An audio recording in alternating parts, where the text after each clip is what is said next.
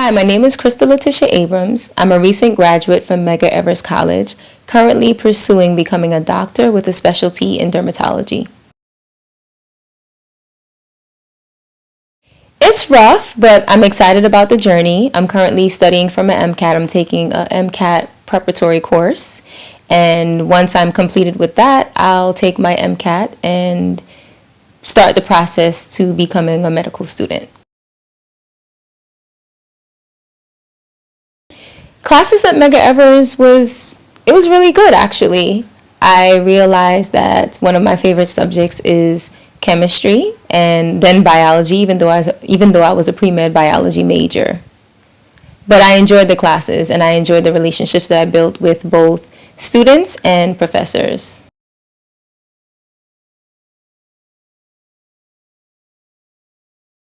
Well, I have a lot of supportive professors. I'm actually really good friends with one of them currently. She was my organic chemistry professor. And a lot of the professors at Medgar College, they strive to create a personal relationship with their students in that they want to have a vested interest in their future. So currently she still follows up with me on a lot of the things that I'm doing and making sure that I'm staying on track in my journey to becoming a doctor and just supporting me in everything that I need as far as recommendations, as far as just if I want to talk, as far as just information about whatever I'm trying to get into, research opportunities, anything that I'm looking to do. They're very supportive in that and really take on an active role in getting me to the next stage that I'm trying to get to.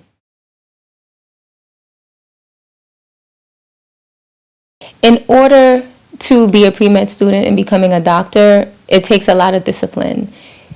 I pretty much study all of the time. Even in prepping for my MCAT exam, it requires, if you're really serious about doing well on your MCAT, you need to be putting in at minimum 8 hours a day. You need to eat, sleep, breathe your schoolwork, science, mathematics, every subject that you could think about that you've taken in your undergraduate studies, it needs to be a part of your daily routine. In addition to doing your studying, in order to become a doctor, they need to see that you're well-rounded as well. So you need to be a part of clubs where they can see your leadership skills. You need to be doing community service because it shows compassion for your community. And, if you're becoming a doctor, basically that's service to your community, that's service to others and not necessarily yourself. So they want to see that you have that commitment. They want to see that your GPA is high, that you have the discipline and you have the mental capacity to complete the coursework and be able to treat other people. I graduated with a 3.9 GPA, and it definitely was very hard for me to get there because from the time I woke up in the morning, I was studying. I probably took hour naps in between, but for the most part, it was studies. In addition to that, I was in a research lab all the time. After I graduated, I did a post-bac internship at Brookhaven National Laboratory where I did research in the field of biochemistry and in creating biofuel using plants. In addition to that, it's important to have mentorship. It's important to have people around you that encourage you, that give you the tools that you need to make it to the next level because you don't know everything. So in addition to your studies, you have to constantly be doing research. You have to constantly be putting yourself out there. Networking is a major key as well because those are the people that you're going to use to talk to and provide you with relationships that you need to do all of the things that you need and get the research opportunities. And you also have to do shadowing with doctors. There's so much that goes into it. They need to see that you're multi-dimensional.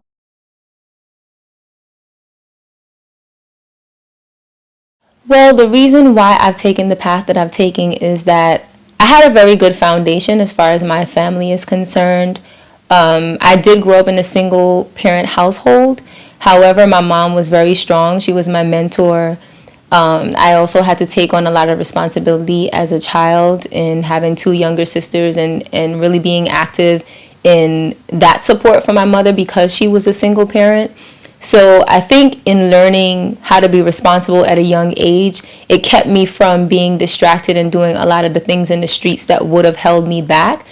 my journey was delayed a little bit because, I wanted to make sure that my sisters were okay. So I made a lot of decisions that resulted in me going back to school a lot later in life. But it also allowed me to learn the discipline that I needed to accomplish everything that I've been accomplishing. So it prepared me to go back to school, to take all the classes that I needed to take, to do the research that I needed to do, to strive for better, because and even in doing that, my little sisters inspired me. I saw that they had an opportunity to really excel in what they were doing, and that's what they did. They committed themselves, and they did it, so it kind of pushed me to want to do that, So I just took everything, like my entire journey, and I began to pour it back into myself so that I can achieve the goals that I want to achieve. So family is not something that's out of the question for me. It is something that I want to do, but because I had to take on such an active role as a young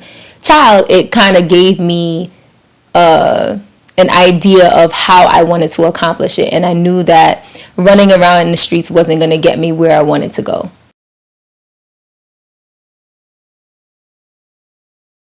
As far as carnival, I've gone to carnival. I mean, you don't have to like totally separate yourself from your culture or your environment, but you have to know that when it's time to get serious, it's time to get serious. So being that I'm on this track, prior to being on this track, I've been to Club Legend maybe once in my whole life, and that was for my junior high school prom. I'm generally not a club person, but I do enjoy my Caribbean culture. So I obviously, yes, I listen to the music, I go to carnival, I'll sit at my house and dance to different songs and stuff like that. But I'm not really a club person in general. Just naturally, I'm not a club person. But being on this med school journey does not really give you enough time to go out and do a lot of the partying and stuff like that. You really have to be disciplined. So you spend a lot more of your time focusing on what's the next step. What can I be doing right now in order to contribute to my journey? What do I need to study? What do I need to strengthen? Even after getting past my MCAT, it's going to be about how can I get more knowledge on what it means to becoming a doctor, and then how can I prepare for my first year of med school. So it's really about the discipline, and the partying, as I said, is not something that I am naturally into, but it's not to say that you can't do that if you are. It's just that you have to know that if this is the commitment that you want to be on, you kind of have to put those things aside. I think living in this neighborhood or being on this block for so long, like people already know me. You would think that a lot of people would come and talk to me, but they really don't. Everybody knows of me or knows about me, but they really don't come and talk to me like that. If I go out to an event or something, yes, I do have a lot of people talking to me, but at the end of the day, it takes two to tango, right? So people can talk to me all they want, but it's really up to me to encourage it going to the next level. And that's just not where I am right now mentally. It's not something that I'm interested in doing. And if I do so decide that I want to have a person in my life in that way, they have to be able to encourage what I'm trying to do, and they have to be on a journey themselves that is, on some sort of path of what they want to do as well. So it's not really about just because a guy comes to talk to me, I'm going to entertain it. Of course, I have to see what you're all about, and where you're going in life, and what it is that you want to do, and how serious you are about what you're doing, and what you feel about what I'm doing. But I'm serious about what I'm doing, so that's just not a focus of mine. So you can't stop people from talking to you. It is what it is. I'm friendly. I'll talk back, but it's just not the road that I'm interested in right now.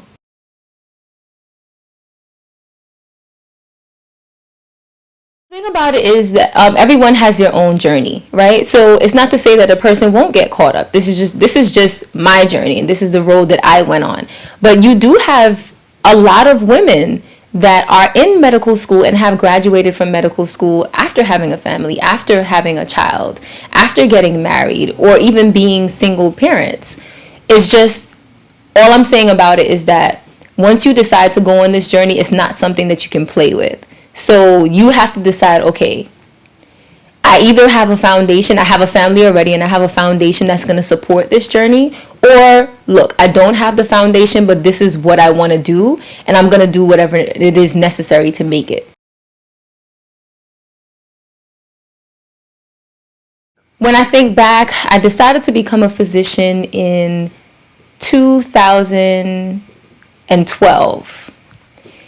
I used to work for an airline for about 8 years, and I'm also a makeup artist, and I decided that it's not enough to be a makeup artist. We are in an era with social media, with YouTube. There's a lot of people doing makeup. I previously got certified as a makeup artist and as a cosmetologist, meaning I do hair as well. And it's just not enough to do that in this day and time when you have things like YouTube where people can just watch a video and become a makeup artist. So I also wanted to make an impact on the community and, do things that were deeper. So as a result, I decided to become a physician because I felt like I can make more of an impact and I could cater to a larger crowd and I can address issues that just doing it on the makeup and hair level does not address. So back in 2012, I was in an airline that was going bankrupt. So I decided, once I get laid off, this is going to be my opportunity to really go back to school and pursue my dreams. And I decided to go back to school and pursue becoming a doctor.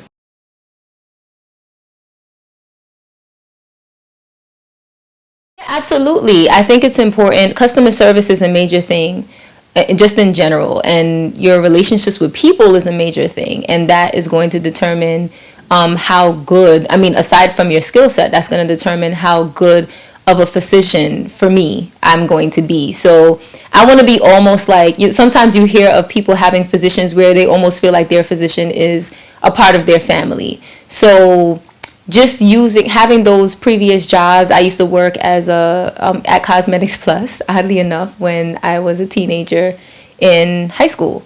So that was probably my first experience in a customer service job.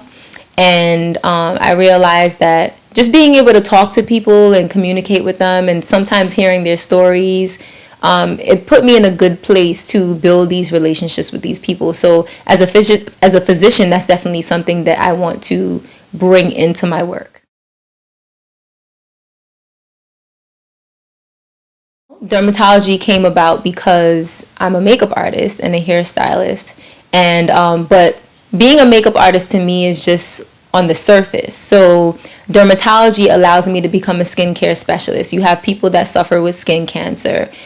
For me, just in my life, I've dealt with a lot of ailments as it pertains to my skin, just random rashes that will come out. So, there's another nutritional piece that is involved in dermatology. So aside from doing dermatology, what I didn't mention is I want to approach dermatology from a holistic point of view, factoring in nutrition, factoring in, obviously not everything can be treated holistically. Some things you may have to use the Western form of medicine to treat. So I want to basically take all of the components that I need to become a successful physician. I actually thought about doing an MD PhD program. It may be something that I may consider in the future, but currently I'm going to do MD because the one thing about research is you don't necessarily have to have a PhD to do research. So I can still do research as an MD. So currently I'm just pursuing becoming a medical doctor. I've already completed my pre-med biology degree. And I have 4 years of med school, and then I have to do my residency. And because I want to take the holistic approach, I would actually like to study under a holistic doctor. So it's probably going to take me another 10 years after starting now to get there. But I'm confident that I'm going to get there.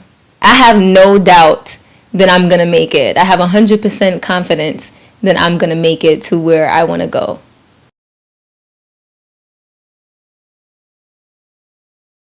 All you young girls out there, what I can tell you is that the journey is not going to be easy at all. It's not going to be easy, but you can do it. It doesn't matter what comes in your way, you can do it. If you feel like you have many obstacles that come in the way, it's fine. You take things one step at a time and you persevere and you keep moving on to the next step. There's nothing that can stop you but you at this point. There's so many resources out there. Surround yourself with people that can help you get to the next step. Educate yourself as much as possible and just continue thriving and stay committed to the journey, and you'll make it no matter what.